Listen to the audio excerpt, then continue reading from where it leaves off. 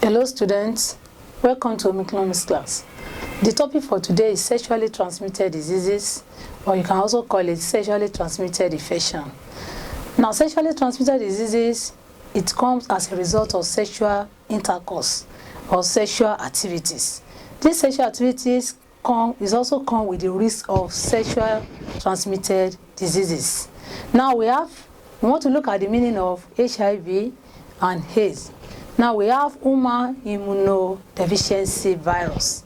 Then AIDS, we have acquired immune deficiency syndrome. Then from there we look at the types of STDs. The types of STDs are, we have the gonorrhea, we have the syphilis, then we also have AIDS. Now let's take it one by one. Gonorrhea is caused by bacterium called Neisseria gonorrhea.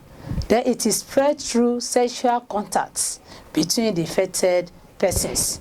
Now, what are the symptoms? Symptoms are the signs of gonorrhea.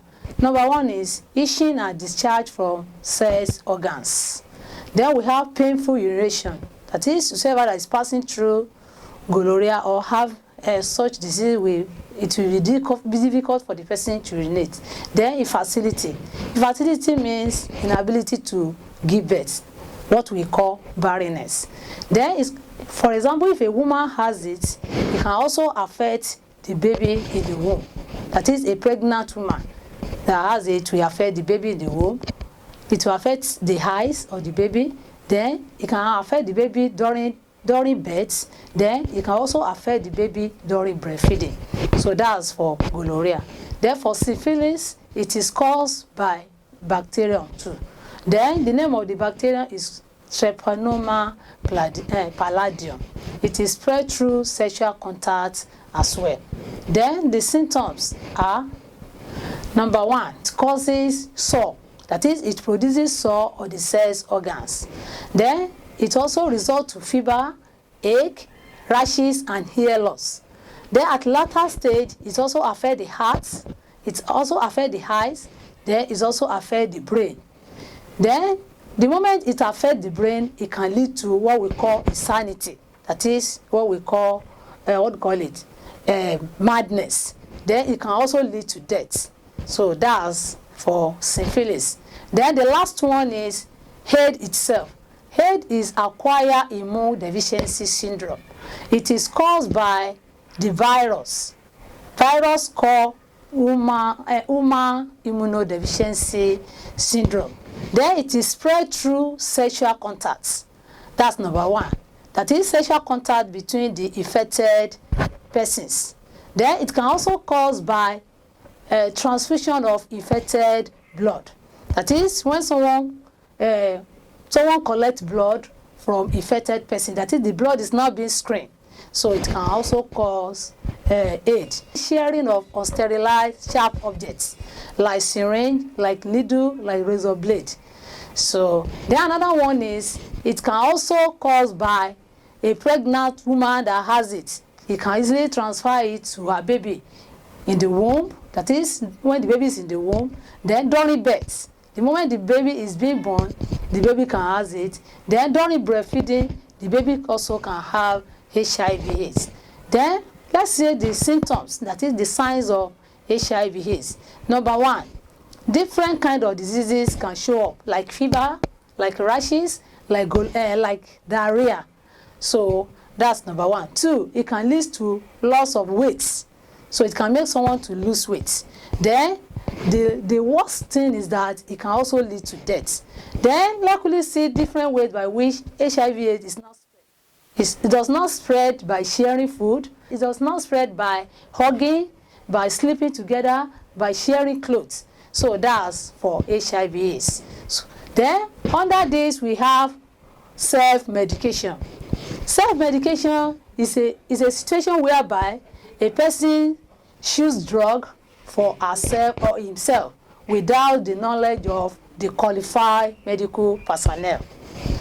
That is, when someone chooses drug, maybe you ask someone to prescribe drug for you, or you prescribe drug for yourself when you are sick. So that's self-medication. Then this occurs I told us that it occurs as a result of maybe you choose drug for yourself, you have a family member, you have a friend, you have someone that is not qualified at all to choose drug for you, or you go to a medicine store, then you tell the dealer there, that is the chemist, to prescribe for drug for you. So that's self-medication. Then we have consequences of self-medication. That is the danger of self-medication. If we involve in self-medication, what are the results? What are the dangers? Number one, it can lead to drug abuse. It can make us to abuse drug or misuse of drug. Then serious sicknesses can show up. Even some sicknesses you are not even think of can show up as a result of self-medication. Then it can also damage some organs in the body. It can damage some internal organs in our body. Then it can make us to resist to drug. That is, it makes us to resist to drugs. Then it can prolong the length of sickness. It can make sickness to stay longer than than usual. Then it can also lead to death. So that's that about sexually transmitted diseases. Before we come to an end, now let's quickly go over what we've learned. So we look at the meaning of HIV/AIDS.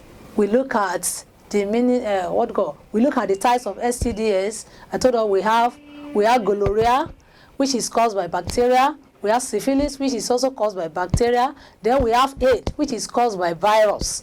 So that's just that. Then from there, we look at the symptoms of gonorrhea, syphilis, then the AIDS itself. Then we look at how AIDS spread. We look at the way it does not spread. Then we also move to self-medication.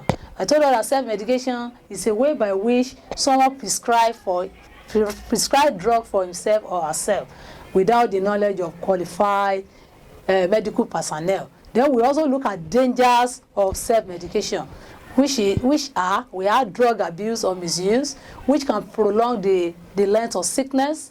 Then it makes someone to resist drugs. That is, to make our body to resist drug. Then it can prolong the length of sickness. It can also lead to death. I said it can destroy some important organs in the body. I think with this, we've gained one or two things. Thank you.